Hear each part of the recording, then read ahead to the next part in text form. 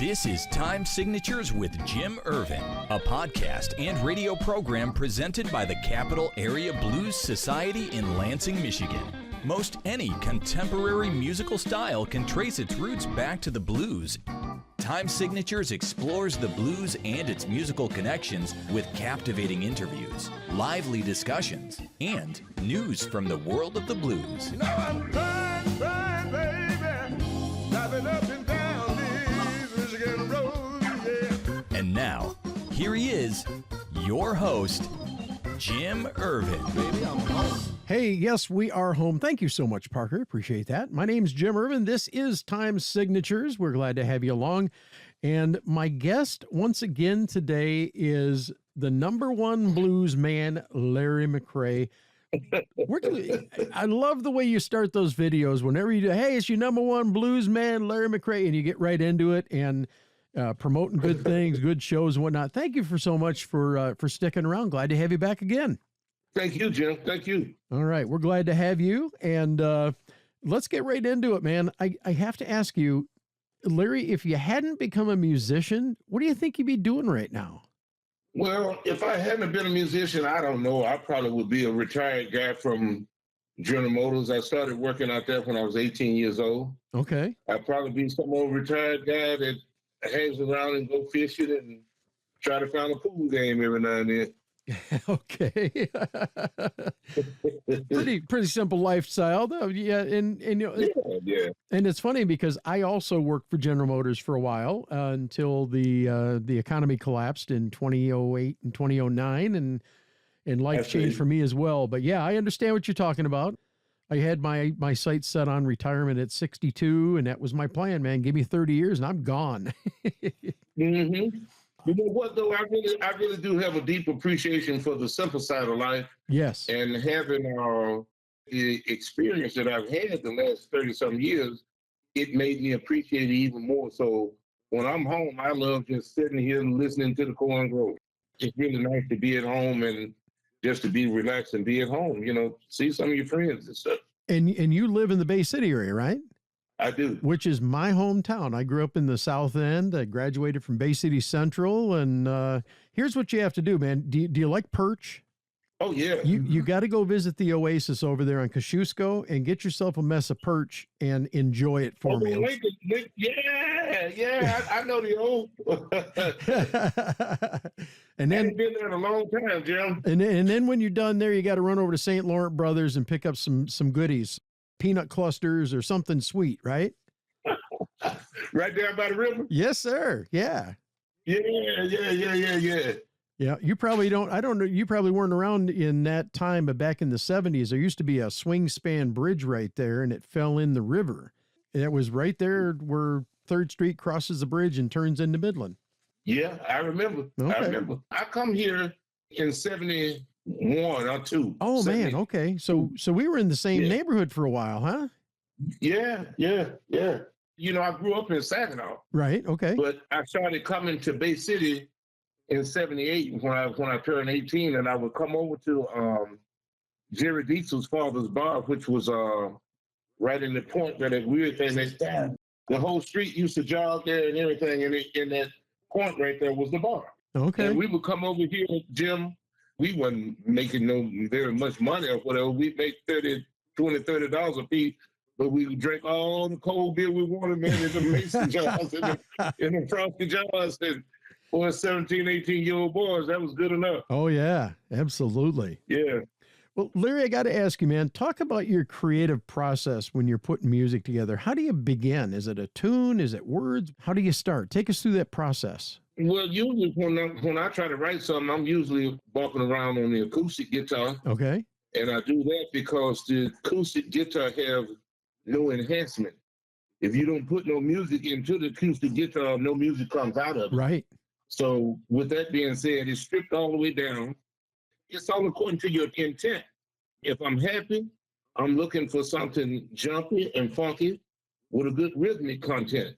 If I'm doing something, trying to write a ballad or something, then I'm trying to put some chords together that will allow you to evoke a little emotion, you know, in what you're trying to sing. Those are my two basic approach, but you change your rhythm according to your frame of mind. Then once I have a rhythm concept and a line, I'll get me some chords working together and try to get me a chord change worked out. Then once I know all my parameters, it's all about filling in the blanks with vocals. Right. So that's what I do. I get the rhythm section together, I get a beat, I get a chord change, and get everything worked out, with my changes. Then I fill in the blanks with words. And one of the things that I respect about your music the most is I like music that makes me feel. I like something that makes me feel good. I like something that makes me, feel from the soul. As long as it make you feel something. Yeah. And honestly, I'm not just saying this because you're here. I feel when I'm listening to your music. You evoke those emotions from people when they're listening to your music. And I love that. Not everybody can do that, Larry. You know what? When I was young, I wanted to be a technical player and I wanted to go to school to learn music and all this and that and the other. And that wasn't in the cards for me. My people couldn't afford to send me to a music school or anything like that. But what I have learned over the years is that you take what you do have and embrace that and be the best with that you can be. You be the best, whatever that you do have to work with, take it to its highest level of you. And that's all you can do. You can take it so far. And when you run it to the point that you don't think you can do anything with it, start mixing it in and rubbing it against what somebody else is doing. And you might come up with something different. Right. And it's nice when you find a musician that can make you feel when you listen to their music. To me, it's one of the biggest joys in the world. And I don't care what genre you're listening to. I like to feel no matter what I'm listening to. And, right. And it's wonderful. Well, I was a big fan of Junior Walker. Yeah. And he was a Michigan musician also, but it's one thing that's undeniable. You have a lot of people that was more technical. You got saxophone players today that can play a million notes and blah, blah, blah, blah, blah, blah, blah. But can't none of them make you feel the way that he made you feel. Right. And they all still trying to get what he had. Some of them come close and some of them don't. But they all still trying to get it. Right. And that's just something that he had naturally. It didn't matter what Junior sang, you felt it. Right. Yep. When he sang and played, you felt it. I have to ask you this. So during my interview with Chris Canis, Detroit's Prince of the Blues, he said that since he is the Prince of the Blues and Thornetta is Detroit's Queen of the Blues, that Larry King should be considered the king of the, or I'm sorry, that Larry McCray should be considered the king of the blues. Now, what are your thoughts on that? You know what? I'm flattered by any recognition that someone would give me, but I would never try to put myself first. As long as I'm relevant, as long as I'm part of it, I'm happy with being there. And he basically told me you were going to say something like that. He's like, yeah, he's gonna push off. Oh, there's got to be somebody out there better, Well, but you know what though, it is good to be recognized. It is. And if potentially I could fill those shoes, hey, that would make me feel good. But I tell you what, if I was the king, I would be a king of my own style and not. I would take some of the formality out of being the king. All would be welcome, as long as everybody had the right heart. That's yes, sir. The most important thing. Music is a way of communication that breaks down a lot of barriers, and it's a special communication. So, through music, we have the opportunity to touch and reach a lot of situations sometimes that we couldn't otherwise. But, what I'm saying is that, with whatever power that I have, I would like to use it for something positive and make it be a good thing and not be an exclusive thing like, oh, you can't get to this. But, make it be a thing that everybody could find strength in. Yes, sir. My guest is Larry McCray, and you are listening to Time Signatures with Jim Ervin. Glad to have you along. We are having a great conversation, and I have to ask you, looking back on your career and your body of work, was there a song that comes to mind that was the most difficult for you to complete once you got it started? You know what? Looking back, I can at least say this much, and I'll be very honest with you. it have been some times that I have had blocks in the studio where that I couldn't, just sometimes, that red light Sure. hit you and you want to do something good. You want to do something worthy of being put down on the tape. But every day is not an inspirational day. And just some days, I don't care how hard you try, and I don't care who you are. Just some days you just don't have it. When you deal with those creative blocks, Larry, how do you get through them? What do you do? Well, you can either put it down and take a break from it, or just try to play your way through it. Okay. Usually when you play your way through it, it's just something, that you safe with playing and this will work and this and that and the other. And it kind of takes away from the creative side of it, but it's at least suffice to get you through that situation. And then, months down the road, after you don't had a chance to listen to it and really figure out the parameters and know how you want to voice yourself, then it's a whole different story. Okay. That's usually the way it is when you record. When you make records, you're trying to find something creative and you're trying to find something that'll match, but you don't really play them to them until a year later, and then that's when you can melt the paint off of them. Right. Larry, as the older generation passes from the scene, and so many of them have over the last 15, 20 years, people are now looking to Larry McCray and others like you to keep the blues alive. That's got to be an incredibly weighty responsibility to bear, yes? It is, and you know why? Because it's a style and it's a way of playing that's no longer in the forefront. There's a lot of young musicians in the world right now that's where I was at 30 years ago. Mm-hmm.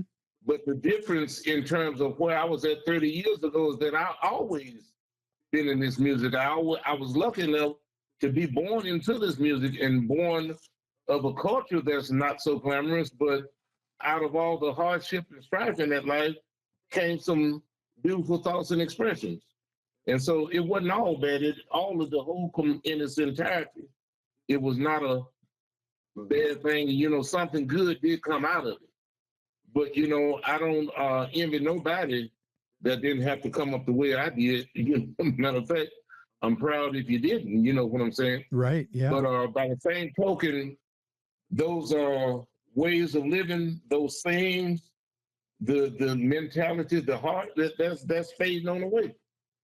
And, anybody who's not close to it or perceptive enough to receive it, at some point, it might become totally lost. It might be totally a thing of the past.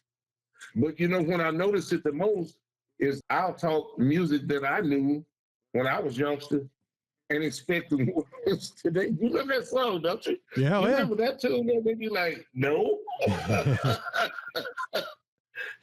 And that lets you know that you didn't know. You know what I'm saying? Yeah. I talk to a lot of people today, young folks, and some of them 30 years old. Well, who do you play with and what kind of music you do? And if I said something like the Allman Brothers and they don't know, then I know they really don't know. Right. And that was some of the most popular music of my generation. Yes, sir. Yeah, we're not that far apart in age, that's for sure. No, not at all. I want to take you back for just a minute. I got to meet a man who you mentored, indirectly, directly, however you want to phrase it, Rhett Yoakum. And Rhett shared the story about you coming and doing a presentation at the school when he was in high school, and had a drawing for a guitar, and he won the guitar. And this guy is just incredibly talented. I've gotten to hear him play a couple of times. And I think that it speaks about the culture that the blues has from this generation going back to the younger generation. And I think that's where you have excelled because you have had such an impact on some of these younger musicians, correct? I feel very lucky and blessed that I have. And, the gentleman that you speak about, Mr. Yoakum, Yes, he's sir. one of my favorites. Not only is he that way about the music, but he really understands life and what life is about, too. So many people have forgotten about family, fellowship, and your neighbor, Right. A lot of people, all of those things are not important, but he's cut from that same cloth. and he loves that same music. You know, he loves his family, and he take care of his neighbors and his brothers. So what else can you say? You know, he's a healthy young man. Yes, yes. And I have to tell you, it was a really cool experience when I got to see the McCray brothers play in Lansing, and Rhett was there on stage with you guys. And it was just, to me, it was nothing but a big family jam. And it was so much fun. I think you had one of your cousins there singing with you that night. And it was quite possibly one of my favorite Larry McCray concerts that I've seen to date. Well, you know, that's how we started out. We all started out all stacked around the living room, you know, drums in the middle, the bass over here, guitar over there, Mm-hmm. maybe a horn every now and then, but, you know, everybody singing and joining in. And that's what it's all about. You know, it's one of those things, you know, if you can get in the same circle, then you can share the same spirit. Absolutely. Larry, imagine walking out on stage and the audience looks bored. What are you going to do to get their attention? Oh, I generally ask them to take all their clothes off.